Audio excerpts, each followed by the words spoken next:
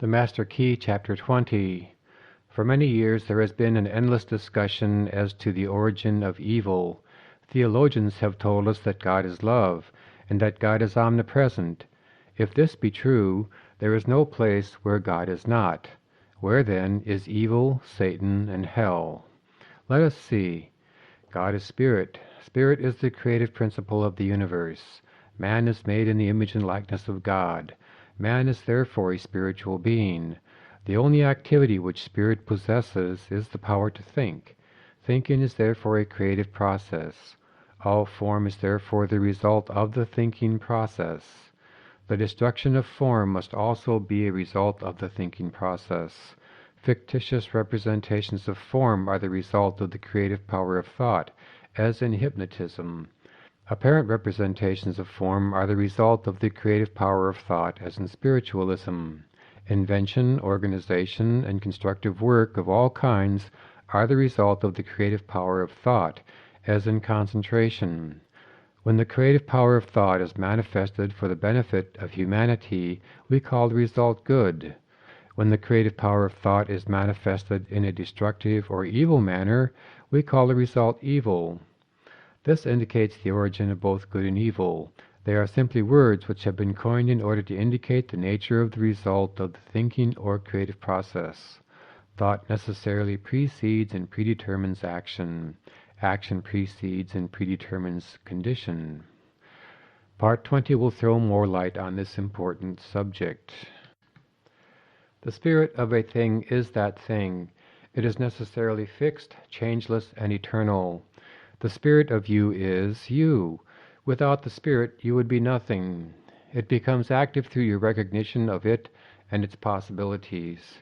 You may have all the wealth in Christendom, but unless you recognize it and make use of it, it will have no value. So with your spiritual wealth. Unless you recognize it and use it, it will have no value. The one and only condition of spiritual power is use or recognition. All great things come through recognition. The scepter of power is consciousness, and thought is its messenger. And this messenger is constantly molding the realities of the invisible world into the conditions and environments of your objective world. Thinking is the true business of life. Power is the result. You are at all times dealing with the magical power of thought and consciousness. What results can you expect so long as you remain oblivious to the power which has been placed within your control? So long as you do this, you limit yourself to superficial conditions and make yourself a beast of burden for those who think, those who recognize their power, those that know that unless we are willing to think, we shall have to work, and the less we think, the more we shall have to work, and the less we shall get for our work. The secret of power is a perfect understanding of the principles, forces, methods, and combinations of mind, and a perfect understanding of our relationship to the universal mind. It is well to remember that this principle is unchangeable. If this were not so, it would not be reliable. All principles are changeless. This stability is your opportunity. You are its active attribute, the channel for its activity. The universal can act only through the individual. When you begin to perceive that the essence of the universal is within yourself, is you, you begin to do things. You begin to feel your power. It is the fuel which fires the imagination, which lights the torch of inspiration, which gives vitality to thought, which enables you to connect with all the invisible forces of the universe. It is this power which will enable you to plan fearlessly and execute masterfully. But perception will come only in the silence. This seems to be the condition required for all great purposes. You are a visualizing entity. Imagination is your workshop. It is here that your ideal is to be visualized. As a perfect understanding of the nature of this power is a primary condition for its manifestation, visualize the entire method over and over again, so that you may use it whenever occasion requires. The infinity of wisdom is to follow the method whereby we may have the inspiration of the omnipotent, universal mind on demand at any time. We can fail to recognize this world within, and so exclude it from our consciousness, but it will still be the basic fact of all existence, and when we learn to recognize it, not only in ourselves, but in all persons, events, things, and circumstances, we shall have found the kingdom of heaven, which we are told is within us. Our failures are a result of the operation of exactly the same principle. The principle is unchangeable. Its operation is exact. There is no deviation. If we think lack, limitation, discord, we shall find their fruits on every hand. If we think poverty, unhappiness, or disease, the thought messengers will carry the summons as readily as any other kind of thought, and the result will be just as certain. If we fear a coming calamity, we shall be able to say with Job, "The thing I feared has come upon me." If we think unkindly or ignorantly, we shall thus attract to ourselves the result of our ignorance. This power of thought, if understood and correctly used, is the greatest labor-saving device ever dreamed of, but if not understood or improperly used, the result will in all probability be disastrous, as we have already seen. By the help of this power you can confidently undertake things that are seemingly impossible, because this power is the secret of all inspiration, all genius. To become inspired means to get out of the beaten path, out of the rut, because extraordinary results require extraordinary means. When we come into a recognition of the unity of all things, and that the source of all power is within, we tap the source of inspiration. Inspiration is the art of imbibing, the art of self-realization, the art of adjusting the individual mind to that of the universal mind, the art of attaching the proper mechanism to the source of all power, the art of differentiating the formless into form, the art of becoming a channel for the flow of infinite wisdom, the art of visualizing perfection, the art of realizing the omnipresence of omnipotence. An understanding and appreciation of the fact that the infinite power is omnipresent and is therefore in the infinitely small as well as the infinitely large will enable us to absorb its essence. A further understanding of the fact that this power is spirit and therefore indivisible will enable us to appreciate its presence at all points at the same time. An understanding of these facts, first intellectually and then emotionally, will enable us to drink deeply from this ocean of infinite power. An intellectual understanding will be of no assistance. The emotions must be brought into action. Thought without feeling is cold. The required combination is thought and feeling. Inspiration is from within.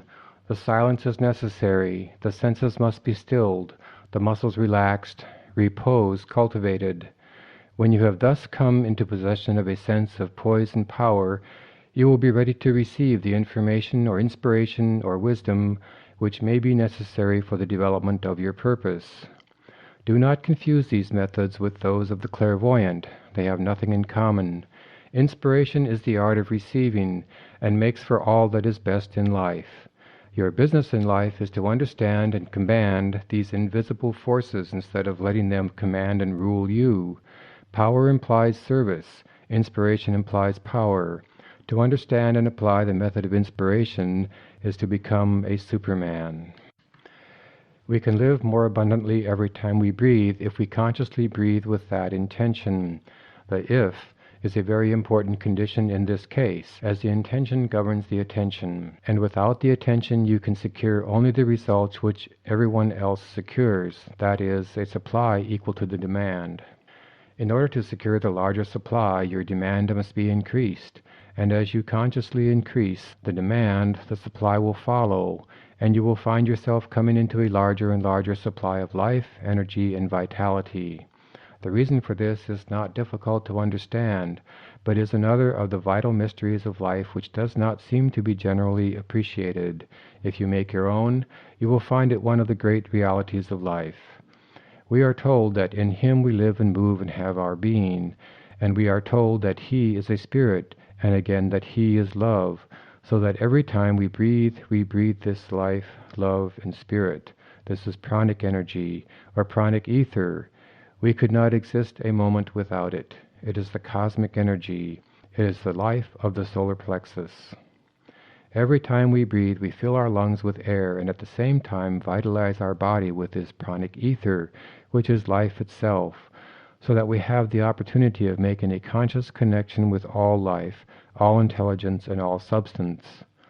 A knowledge of your relation and oneness with this principle that governs the universe, and the simple method whereby you can consciously identify yourself with it, gives you a scientific understanding of a law whereby you may free yourself from disease, from lack or limitation of any kind. In fact, it enables you to breathe the breath of life into your own nostrils. This breath of life is a superconscious reality. It is the essence of the I Am. It is pure being or universal substance, and our conscious unity with it enables us to localize it and thus exercise the powers of this creative energy. Thought is creative vibration, and the quality of the conditions created will depend upon the quality of our thought, because we cannot express powers which we do not possess. We must be before we can do, and we can do only to the extent to which we are.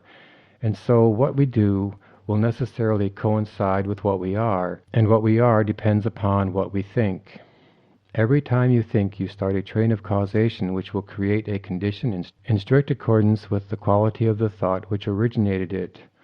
Thought which is in harmony with the universal mind will result in corresponding conditions. Thought which is destructive or discordant will produce corresponding results.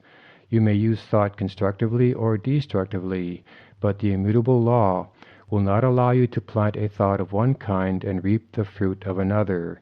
You are free to use this marvelous creative power as you will, but you must take the consequences. This is the danger from what is called willpower. There are those who seem to think that by force of will they can coerce this law, that they can sow seed of one kind and by willpower make it bear fruit of another. But the fundamental principle of creative power is in the universal, and therefore the idea of forcing a compliance with our wishes by the power of the individual will is an inverted conception which may appear to succeed for a while, but is eventually doomed to failure, because it antagonizes the very power which it is seeking to use. It is the individual attempting to coerce the individual, the finite in conflict with the infinite. Our permanent well-being will be best conserved by a conscious cooperation with the continuous forward movement of the great whole.